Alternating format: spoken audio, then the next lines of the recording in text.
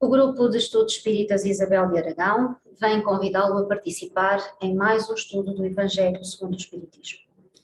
Hoje terminaremos o estudo do capítulo 14, cujo tema principal é Honra teu pai e a tua mãe. E vamos começar então. Pois bem, no estudo anterior tratámos dos seguintes itens: piedade filial, quem é a minha mãe e quem são meus irmãos, e falámos também do parentesco corporal e espiritual.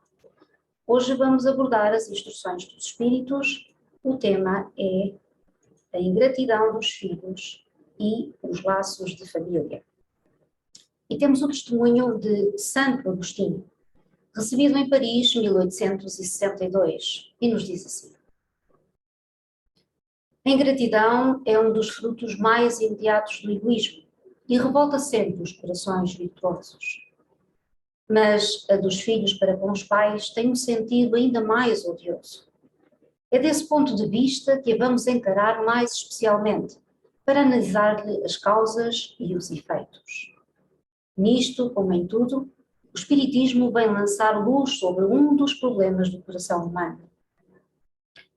Quando o espírito deixa a terra, leva consigo as paixões ou as virtudes inerentes à sua natureza e vai no espaço aperfeiçoar-se ou estacionar até que deseje esclarecer-se. Alguns, portanto, levam consigo ódios violentos e desejos de vingança. Alguns deles, porém, mais adiantados, é permitido entrever algo da verdade.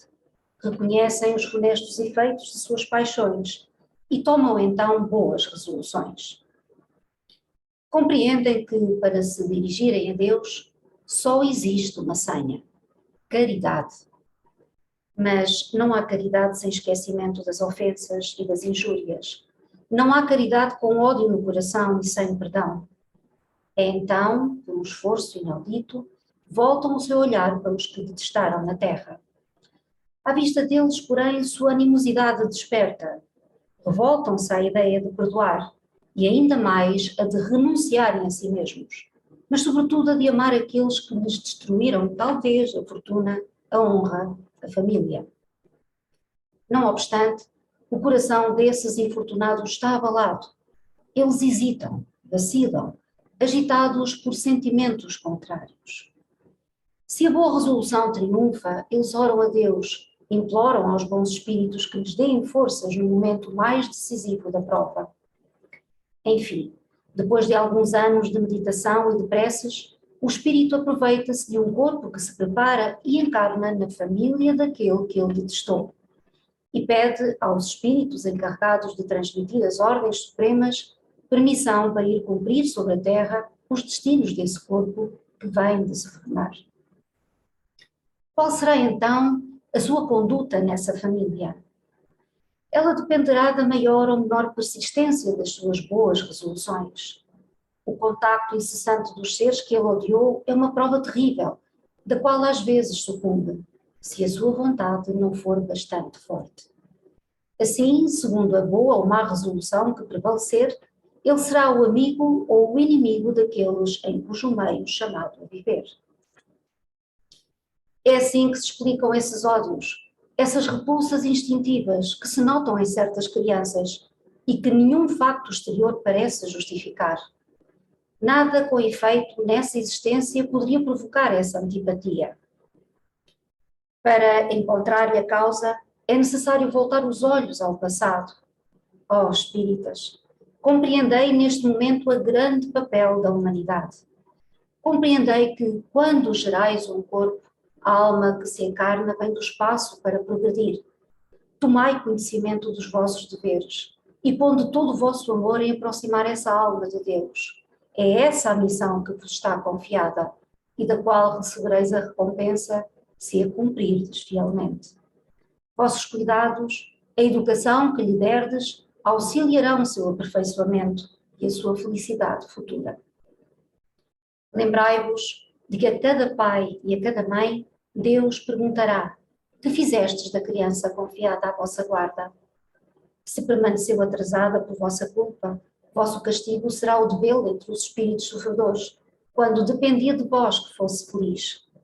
Então vós mesmos, carregados de remorsos, pedireis para reparar a vossa falta. Solicitareis uma nova encarnação, para vós e para ela, na qual a cercareis de mais atentos cuidados, e ela, cheia de reconhecimento, vos envolverá no seu amor. Não recuseis, portanto, o filho que no berço repele a mãe, nem aquele que vos paga com a ingratidão. Não foi o acaso que o fez assim e que lhe confiou. Uma intuição perfeita do passado se revela, e dela podeis deduzir que um ou outro já odiou muito ou foi muito ofendido, que um ou outro veio para perdoar ou para expiar. Mães, abraçai, pois, a criança que vos causa aborrecimentos, e dizei para vós mesmas: uma de nós duas foi culpada. Merecei as divinas alegrias que Deus concedeu à maternidade, ensinando a essa criança que ela está na terra para se aperfeiçoar, amar e abençoar. Mas há muitas dentre vós, em vez de expulsar por meio da educação os maus princípios inatos provenientes das existências anteriores, entretêm e desenvolvem esses princípios por descuido ou por uma culposa fraqueza. E mais tarde, o vosso coração ulcerado pela ingratidão dos filhos será para vós, desde esta vida, o começo da vossa expiação. A tarefa não é tão difícil como podereis pensar. Não exige o saber do mundo. O ignorante e o sábio podem cumpri-la, e o Espiritismo vem facilitá-la, ao revelar a causa das imperfeições do coração humano. Desde o berço, a criança manifesta os instintos bons ou maus que traz de sua existência anterior. É necessário aplicar-se em estudá-los. Todos os males têm sua origem no egoísmo e no orgulho. Espreitai, pois, os menores sinais que revelam os germes desses vícios e dedicai-vos a combatê-los, sem esperar que eles lancem raízes profundas. Fazei como o bom jardineiro, que arranca os brotos daninhos à medida que os vê aparecerem na árvore. Se deixardes que o egoísmo e o orgulho se desenvolvam, não vos espanteis de ser pagos mais tarde pela ingratidão. Quando os pais tudo fizeram para o adiantamento moral dos filhos, se não conseguiram êxito, não têm do que lamentar e sua consciência pode estar tranquila. Quanto à amargura muito natural que experimentam pelo insucesso de seus esforços, Deus reserva-lhes uma grande, imensa consolação, pela certeza de que é apenas um atraso momentâneo e que lhe será dado acabarem em outra existência a obra então começada, e que um dia o filho ingrato os recompensará com o seu amor. Deus não faz as provas superiores às forças daquele que as pede. Só permite as que podem ser cumpridas. Se isto não se verifica, não é por falta de possibilidades, mas de vontade. Pois quantos existem que, em lugar de resistir aos maus arrastamentos, neles se comprazem. É para eles que estão reservados o choro e o ranger de dentes em suas existências posteriores. Admirai, entretanto, a bondade de Deus, que nunca fecha a porta ao arrependimento. Chega um dia em que o culpado está cansado de sofrer. O seu orgulho foi por fim dominado. E é então que Deus abre os braços paternais para o filho pródigo, que se lança aos seus pés. As grandes provas, escutai bem, são quase sempre um indício de um fim de sofrimento e de um aperfeiçoamento do espírito, desde que sejam aceitas por amor a Deus. É um momento supremo, e é nele, sobretudo, que importa não falir pela murmuração, senão se quiser perder o fruto da prova e ter de recomeçar. Em vez de vos queixardes, agradecei a Deus que vos oferece a ocasião de vencer para vos dar o prémio da vitória. Então, quando, saído do turbilhão do mundo terreno, entrardes no mundo dos espíritos, sereis ali aclamado, como o soldado que saiu vitorioso do centro da refrega. De todas as provas, as mais penosas são as que afetam o coração. Aquele que suporta com coragem a miséria das privações materiais sucumbe ao peso das amarguras domésticas, esmagado pela ingratidão dos seus. Oh, é essa uma pungente angústia. Mas o que pode, nessas circunstâncias, reerguer a coragem moral, senão o conhecimento das causas do mal, com a certeza de que, se há longas dilacerações, não há desesperos eternos, porque Deus não pode querer que a sua criatura sofra para sempre. O que há de mais consolador, de mais encorajador, do que esse pensamento de que depende de si mesmo, de seus próprios esforços, abreviar o sofrimento, destruindo em si as causas do mal? Mas, para isso, é necessário não reter o olhar na terra e não ver apenas uma existência. É necessário elevar-se, pairar no infinito do passado e do futuro. Então, a grande justiça de Deus se revela aos vossos olhos. E esperais com paciência, porque explicastes a vós mesmos o que vos parecia monstruosidades da terra. Os ferimentos que recebestes vos parecem simples arranhaduras. Nesse golpe de vista lançado sobre o conjunto, os laços de família aparecem no seu verdadeiro sentido.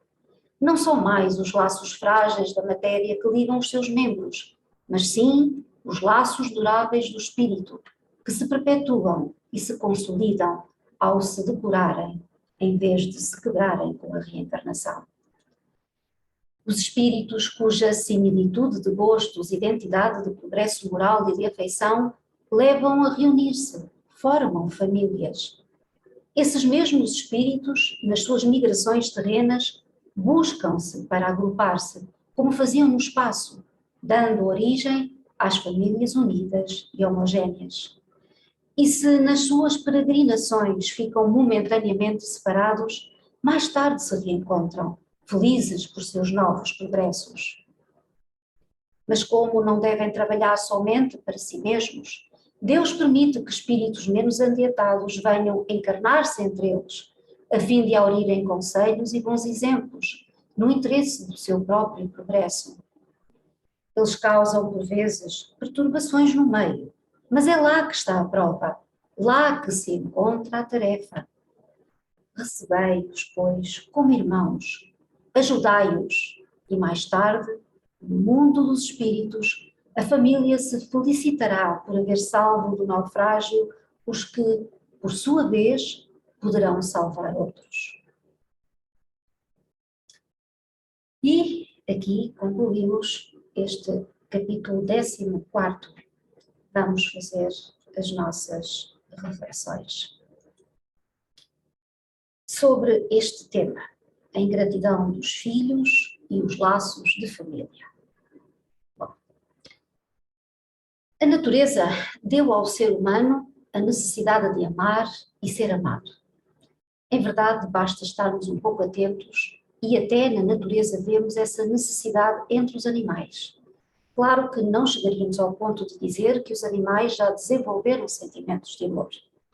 Porém, é incontestável que eles procuram amizades, por vezes mesmo entre animais de espécies diferentes, deixando-nos estupefactos quando verificamos que criam laços tais entre eles que até os podem levar a adoecer caso algo os separe. Então, parece-nos que um dos maiores gozos que nos são concedidos na Terra é o de encontrar corações que simpatizem com o nosso. São as primícias da felicidade, que está reservada ao mundo dos espíritos perfeitos, onde tudo é amor e benevolência. Mas essa aventura ainda é recusada ao egoísta. É que a vida consiste em dar e receber. Quem dá pouco, recebe pouco. Quem mais dá, mais recebe e mais vive, porque vive a vida mais intensamente e com mais alegria. Então, a capacidade de receber está em relação com a capacidade de dar.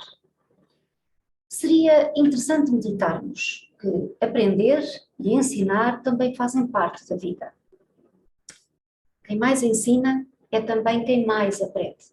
E quem mais se dispõe a aprender é quem melhor ensina.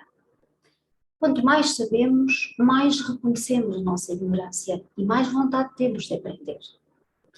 Aprender e ensinar, dar e receber. Eis o segredo da vida. A ingratidão, por vezes, ainda faz parte dos sentimentos daqueles que gostaríamos que nos amassem. Como nos diz Santo Agostinho, vamos por vezes descobri-la até naqueles que seria normal amarem-nos, nossos filhos, já que lhes demos a vida, ou melhor dizendo, lhes proporcionamos a reencarnação presente. É de facto de lamentar que nos tratem de maneira que não merecemos. Nem tanto por isso nos magoa, mas, acima de tudo, porque receberão a recompensa adequada, o que de certo não nos agradará. Em verdade, o próprio Mestre Jesus, que só nos trouxe amor, sofreu pela ingratidão de uma humanidade ignorante. E, porque essa humanidade era ignorante, ele nos perdoou. O seu Evangelho está aí, para nos relembrar o quanto precisamos estar atentos, a fim de usarmos e abusarmos na prática da caridade. Entretanto, mais uma vez, vamos aproveitar as pérolas de luz que o irmão X, Humberto de Campos, nos deixou, gravadas numa pequena história inserida no livro Pontos e Contos, psicografada por Francisco Xavier, e que é bem ilustrativa da necessidade de aprendizado e prática do Evangelho de Jesus. Este é o conto 34 desse livro, com o título Filha Rebelde. E vamos ouvir um pouco. Minha filha, dizia Dona Matilde à Emilinha, é preciso atender ao problema espiritual, orientar o sentimento à luz do Cristo. A existência terrestre oferece surpresas inúmeras e almas desprevenidas costumam cair desastradamente. Não podemos prescindir da vigilância. A jovem, depois de gargalhar ironicamente, replicava: Ora, mamãe, não necessito de sermões encomendados. Esteja tranquila.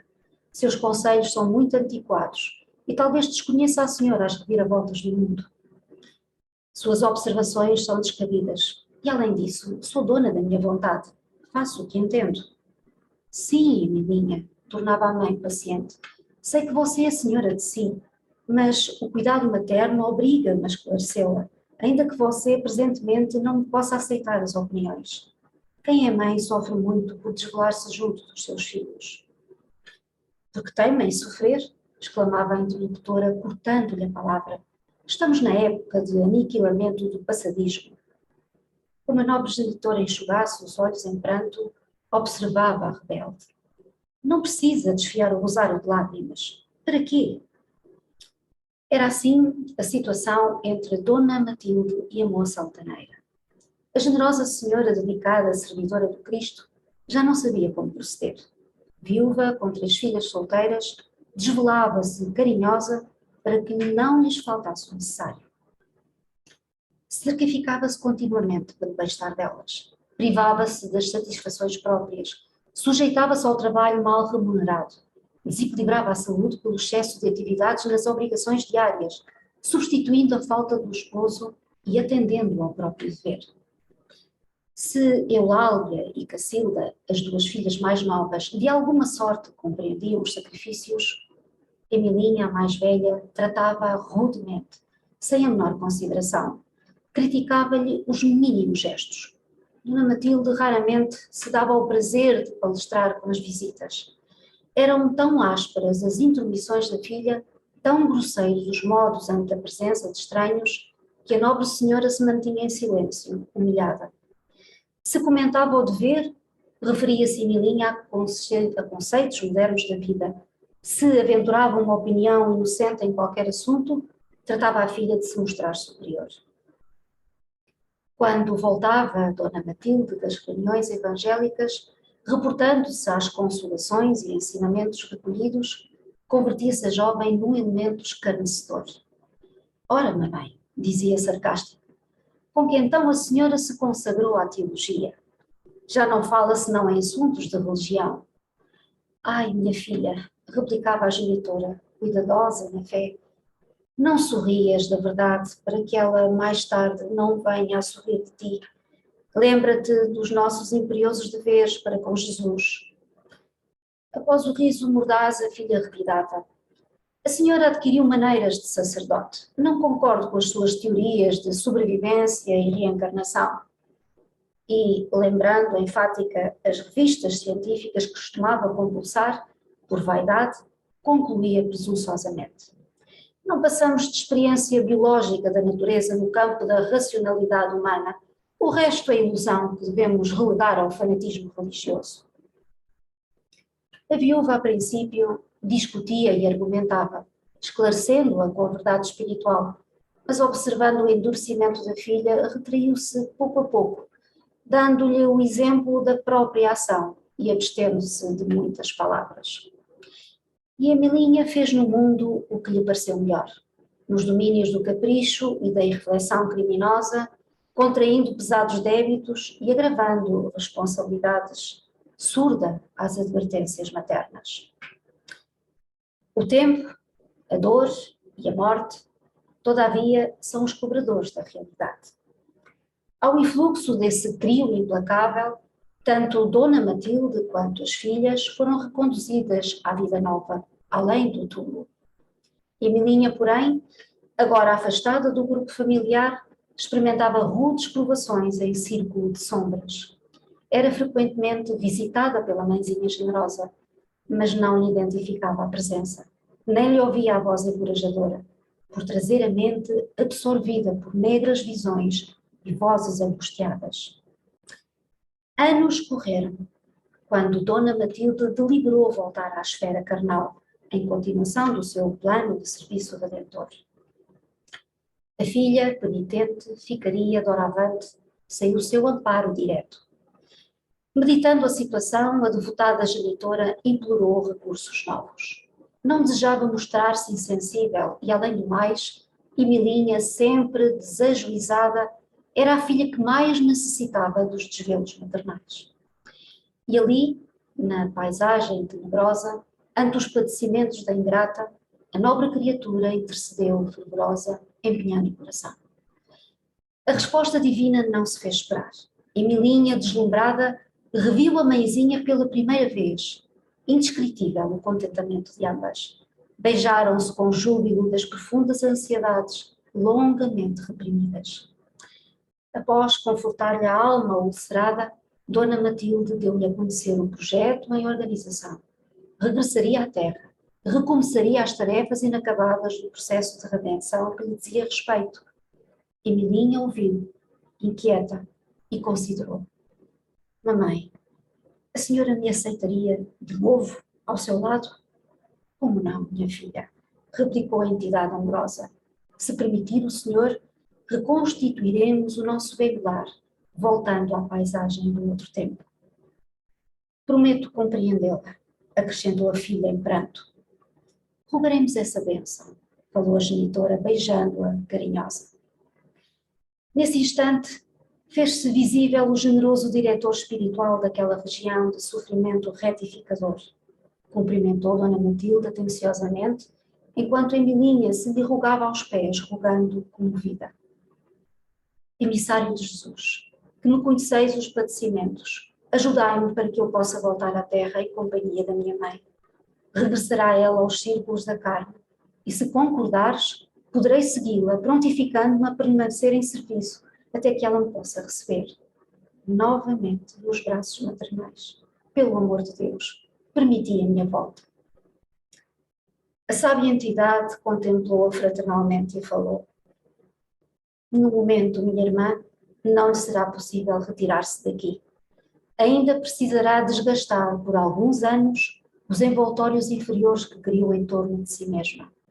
Seus atuais veículos de manifestação não lhe permitem, por enquanto, a vida em zonas menos pesadas que esta. No entanto, mais tarde, poderá voltar, viver ao lado de Matilde, receber-lhe o verbo carinhoso e ouvir-lhe os conselhos cristãos. Emilinha, que não cabia em si de contente, elevou as mãos ao céu e exclamou: graças a Deus.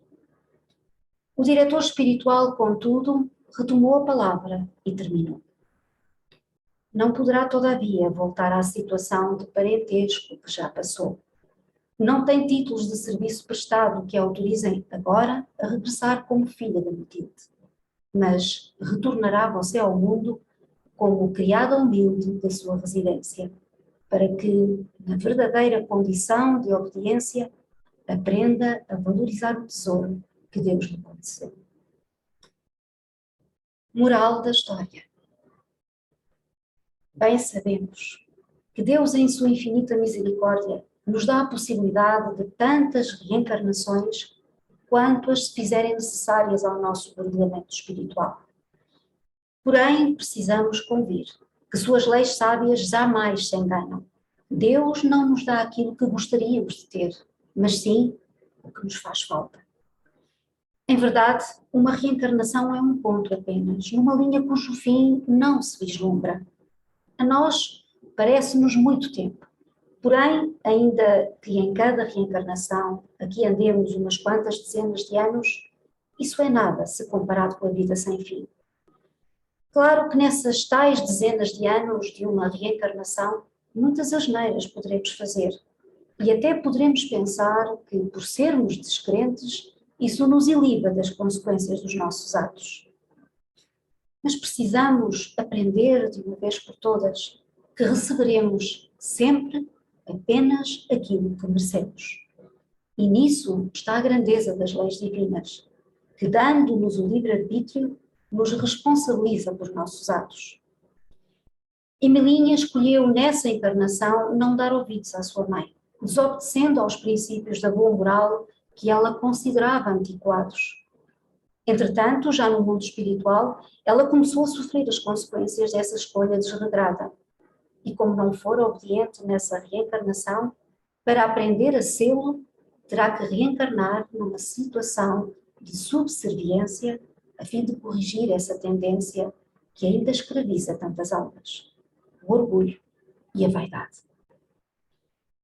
Saibamos nós escutar a voz da razão, norteando nossos passos pelas máximas benditas contidas no Evangelho de Jesus, por forma a podermos fazer escolhas que nos sejam gratas ao coração. E, com estas reflexões, concluímos o estudo de hoje. Gratos pela vossa presença, nos despedimos. Até o próximo estudo.